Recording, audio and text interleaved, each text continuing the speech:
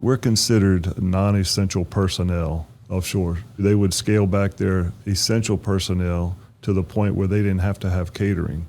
For COVID regulations, they wanted as much distance between employees or personnel out there as possible. Wow. And we'll be all right if the Lord he be our strength. We'll be all right if the Lord he be our strength. What's up, guys? Welcome to another episode of Parish Circuit. I'm Stuart Amadon, and I'm hanging out with Jeff Moncrief and Zack Moncrief from Offshore Services of Acadiana, right? Did I get it right? That's correct. Okay, awesome. Guys, thanks so much for coming and hanging out. One of the things that we like to do is just get to know other Christians who work in business, who have started companies or have brought companies or lead companies or anything like that. And you guys are especially important in that because, one, you're both believers. Two, it's a father-son team. Like, that's really cool. You know, I've got kids. They're all young. My oldest is 14 right now. And so I got a little bit of time before I really start moving in that direction. But one of the things that's really important to us as a company is legacy, right? Being able to hand something off to your family over time. And it looks like you're doing it. And so that's probably going to be one of my biggest questions. But before we really get there, Offshore Services of Acadiana, what do you guys do? What's your field? We provide services such as cooks and galley hands or utility hands that clean and cook for the guys offshore. So it's like would we classify that as a catering service? Correct. Is that what that is? Okay. That's exactly what it is. A catering service. Okay, cool. Specifically for offshore rigs. Yes, we do inland on occasion, but we're primarily offshore. Primarily offshore. So you got, you're running staffing all the time for these things, right? Are you coordinating supplies for them as well? On occasion, we used to do a lot more of that, but that is kind of phased out. Okay. They kind of took the middleman out of that, so we are now more just labor intensive. I got you. Now, offshore, when I hear offshore, I think labor intensive, like you just said, and grueling as far as the man hours go. Well, how did you get into the offshore industry? What led you there?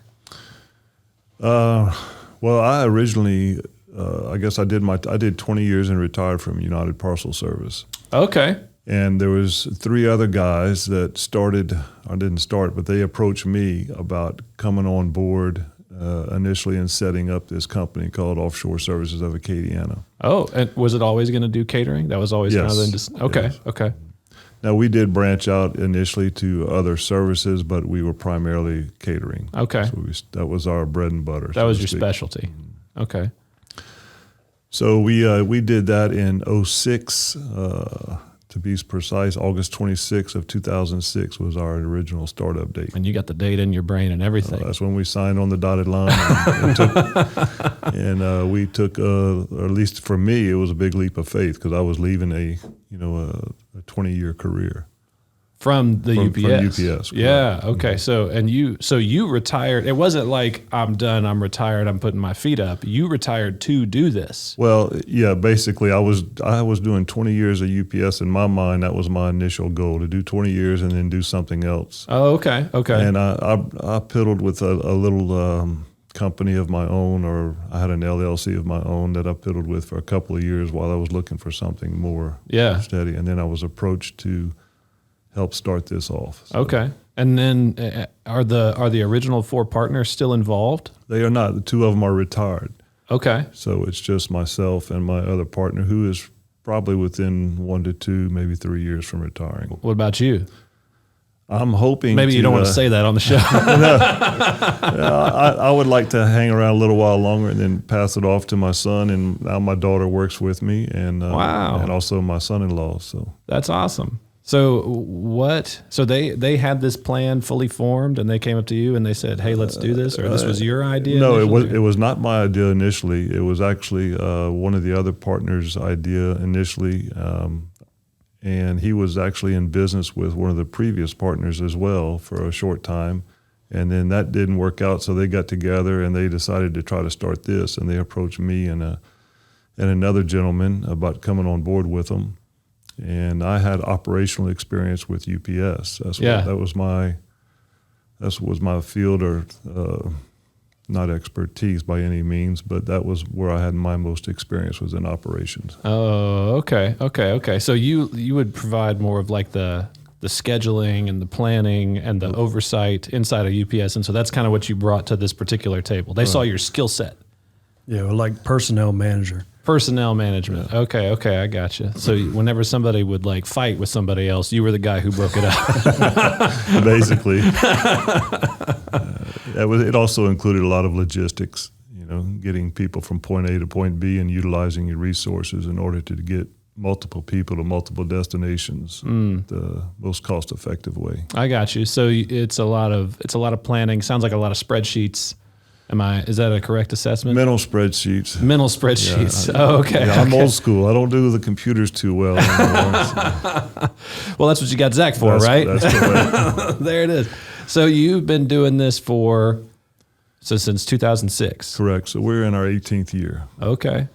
And along that way, so you went through 2006 to now. How are things going 18 years later? Well, as the oil business goes, it's cyclical. So you have your ups and downs, and it seems like it's about every 5 to 7 years. There's hills and valleys, and we are in a somewhat of a flat valley right now, if you will. Business is not booming, but we're steady, and we're still in the black, so that's a good thing. And it's probably related a lot to politics, right? Depending on what administration you have in there, has a lot to do with it. Is that on a federal level or a state level or both? I would say more federal. More federal. Yeah. So who's president matters, in other words. It does. You heard it here first. Who the president is matters. Shocker. What do you think are some of the things like? So 18 years in a particular field is a big deal, and you work with people, and people are complicated. Strictly with people. Okay, so now let me be clear. I work with people, but Zack and Hunter, his brother-in-law, and Alexis do 90% of the workload now. Okay. So you provide the oversight. Yes, and that's becoming less and less because they're becoming more and more experienced. More and more adept. Yes. Well, then let's talk about that a little bit. You're working hard to hand off a business, it sounds like to me, to your family.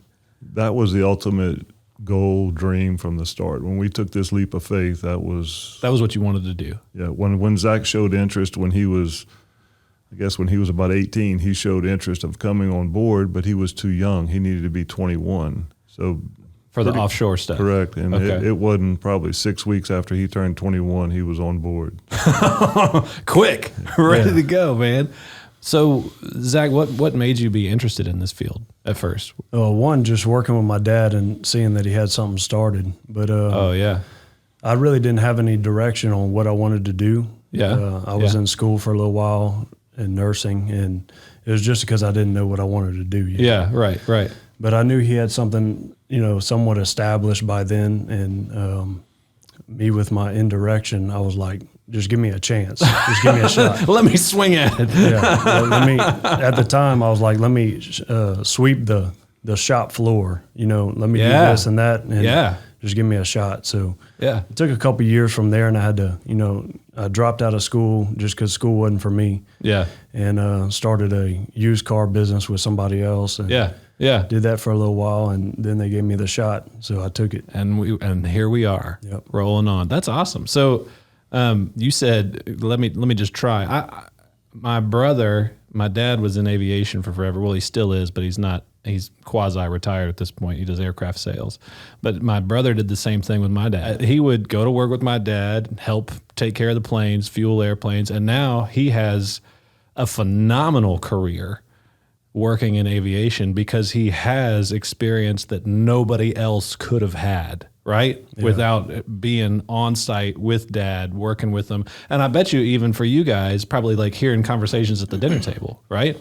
Because I imagine y'all would talk about work at home sometimes. And we actually have to shut it off sometimes. We're like, all right, no work talk. The wives make us do that. Well, see, I think that, so there's this great book called Household in the War for the Cosmos by C.R. Wiley. If you haven't read it, read it. It's a great book. But he talks about this important principle of right now we separate work from our homes in almost an unhealthy way.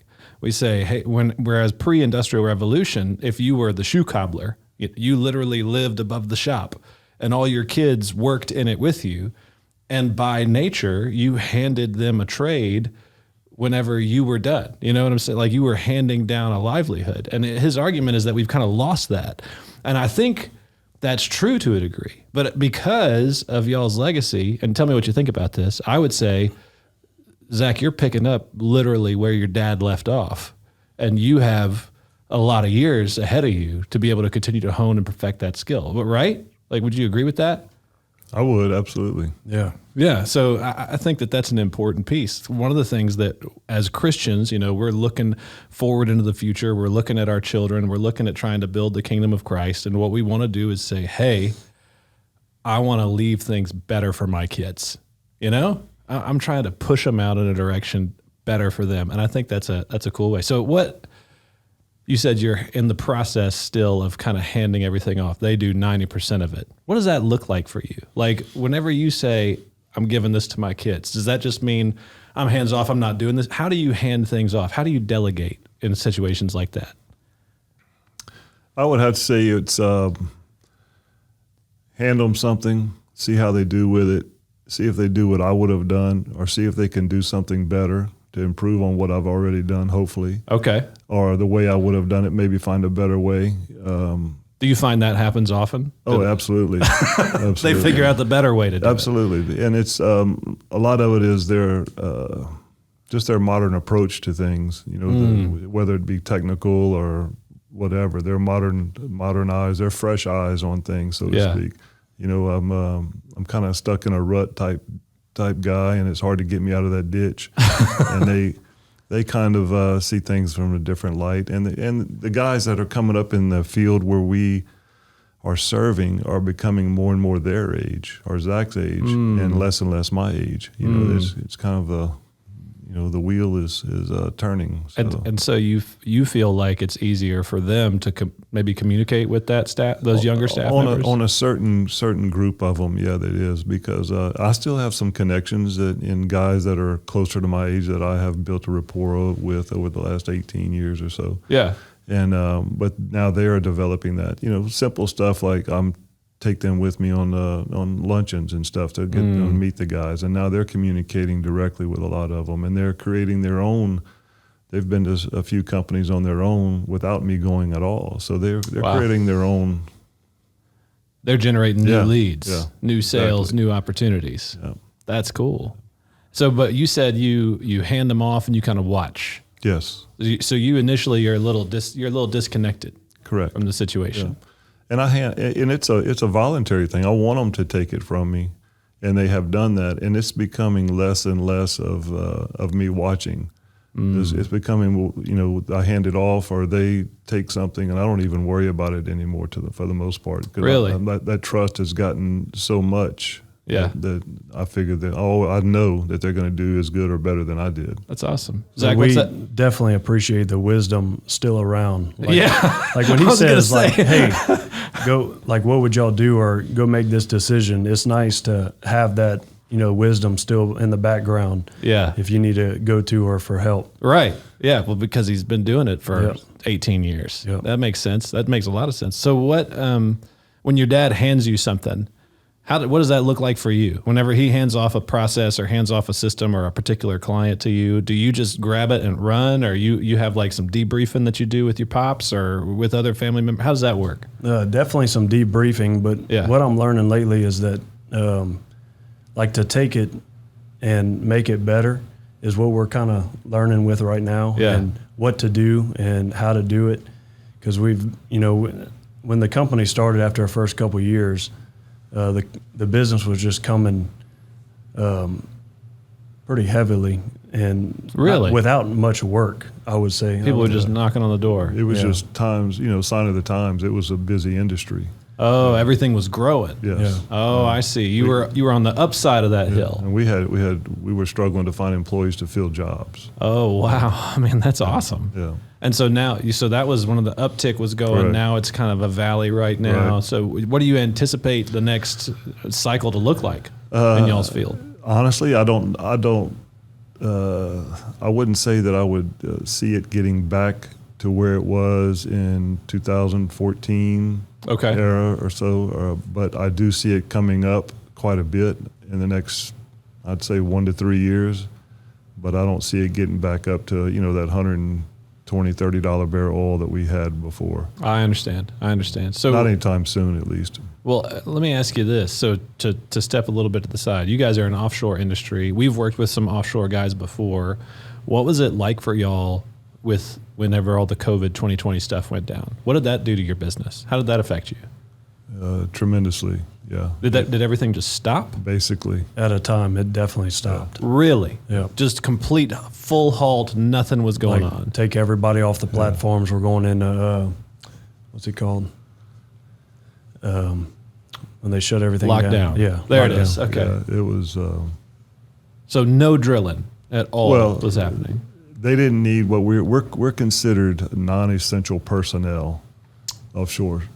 And so what they would do, they would scale back their essential personnel to the point where they didn't have to have catering, to where they would operate just basically on a minimal scale as far as personnel required on a platform. And, wow. And because they had to have for COVID regulations, they wanted as much distance between employees or personnel out there as possible. Wow. So then for you guys as a business, I imagine that was a serious. No, it was serious. Yeah. It was very, very much like a faith moment. Exactly. Where you're like, all right. Yeah. I hope this thing exists. I remember for us, we closed too, and we didn't know which end was up at the beginning of everything. It's like, are we all about to die? I don't know what's actually happening. And so we sent all the staff home because it was just, we don't know to what degree things are going to get weird. Thankfully for us, since we work in digital communications, everybody decided that they wanted that more in that season. So we were able to not take a hit in that particular time. But I can't imagine for you guys. So what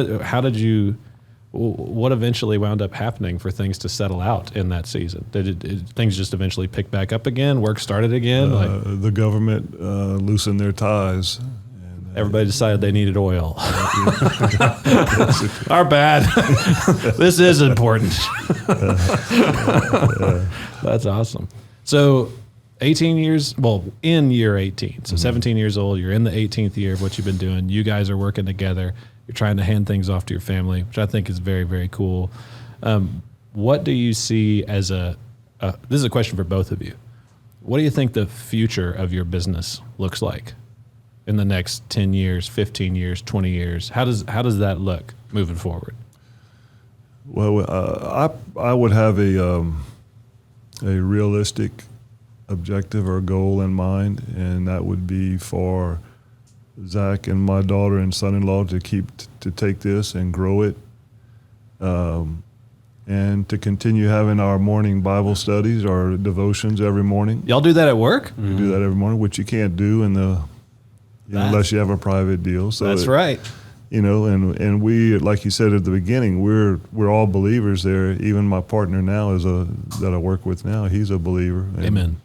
And I can tell you that is attributed to the last 17 years of not being a crossword. And we may not agree on 100% of everything, but there hadn't been a crossword between us in 17 years as far as a verbal, loud disagreement. Yeah, it means a lot to work in that environment. Yeah, well, to work in an environment that's governed by the Lord and His ways. Yeah. As opposed to the cutthroat, I'm going to come after your job, I'm going to deal with you improperly, I have no higher moral authority over me, so I'm just going to swing at you, that I see happening in the public sector so much. Right. It's nice I find, maybe you guys have seen this too, I find that folks who maybe even might not be Christians would prefer to work in a Christian environment, because there's not so many punches. Right. It's not so success only, chop everybody down, take advantage of you along the way kind of vibe. So 20 years, your desire that they would carry on, grow the company, keep the same moral standards. Zach, what do you think, man? 20 years from now, what does offshore services look like? Yeah, we're trying to figure out a different aspect on getting more business, and we're having to, branch ideas out to try to figure out what this looks like for the next generation or 10 to 20 years on getting new business. But I think we talk about it often. I don't see the industry going back to what it was 10 years ago. You're talking about in the low point.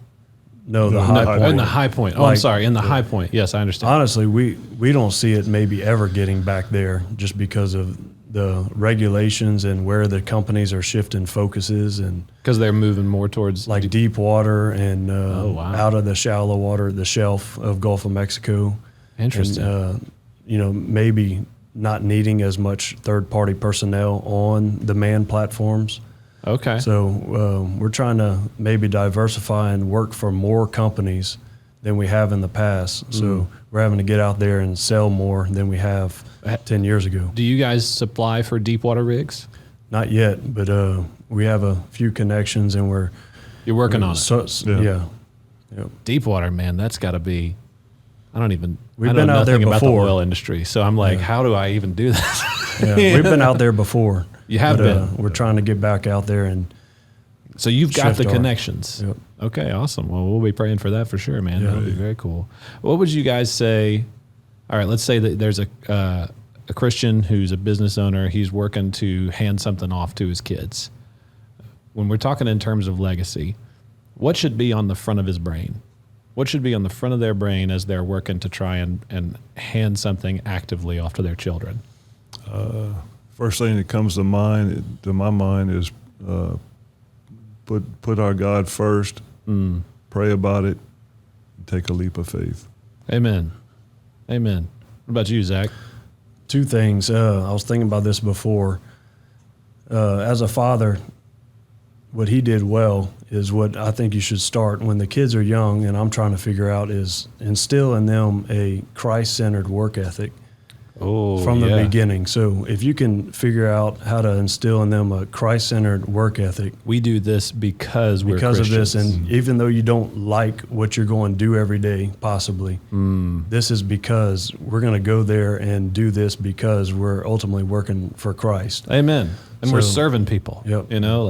That's profound. Yeah. If you're going to work literally for Christ every day, like in human form, you would approach that office or that phone call and everything differently, which I'm starting to understand and realize. So say that again, because I think that's important, right? So I'm working in this job like I'm working for Jesus. Literally. Okay. So as in he's on the other end of that phone, or he's the boss. Or he's in charge of me. How would I work in this job if that was the case? That's a mindset shifter right there for sure. And I got something else is also for the kids is not getting complacent is something I've dealt with. Like you go through the good times and you see like it's not too hard to get the work right now, or you just start going through the mundane, day to day, and you get complacent because it's easy. Yes. So you have to learn, which through the hard times we've had to since COVID, is that we got to approach this different. It worked in the past like this, but now we got to do this. So don't get complacent. Continually grow and be willing to come in and do something different and not just ride on the back of what was easy 10 years ago. Yes. So I got to attend a talk by a guy named David Bonson, who is he's a Christian. He lives in New York City. And I know those two things, they sound like they don't fit together, but it's true, I promise. He's a Christian, super devout Christian, lives in New York City, and I got to ask him after he was done with his talk. I was like, hey, look, I'm a young Christian business owner. Well, I'm 38, so maybe I can't say young anymore, but I'm a business owner. I'm a Christian. What would be your advice that you'd give me? He's a very successful financial firm guy. And his word to me was tenacity. And I think that's what we're talking about here. This idea of the lack of complacency is being tenacious, is you have a drive to do something. He said the businesses that he sees succeed, they succeed because the people in the seat have a high degree of tenacity. In other words, failure is not an option. We keep growing, we keep fighting. Now, for Christians, you have to, and we talked about this a little bit earlier, you have to be careful with your time with your family. you know? So like your tenacity is for work at work, and it's for family with family. And those two things obviously cross over. We talked about that too. Like there's a crossover there, but you want to make sure that when you're in the seat, you're driving and you're driving hard. I think that's what we're talking about. For the young person who has the opportunity, don't get complacent. Don't get lazy. Don't become one of those silver spoon kids, because that's not going to be helpful for anybody. Instead, be tenacious, fight, build, and it's Jesus' kingdom we're talking about anyway. Right. So change your mindset from I got to go to work to I get to go to work. Yeah. That's another thing that I've learned recently too. And I think this was actually I'm just giving David Bonson all the plugs. I think this was at his talk too, where he was saying work is service. In other words, people pay you because you're there to serve them. Instead of this idea of I'm just working so that one day I can retire and go pick up seashells on the beach or whatever. Instead of that, we need to think about work as, hey, I'm going to provide literally a service for someone, and they pay me for it because it's a service, meaning they're the ones that I care about. That's a Christian work ethic mindset shift that I think we all need to kind of make sure that is not the current worldview right now. For sure. No, the current worldview is I have to go to work. Yeah, got to pay the entitled. bills. That's right.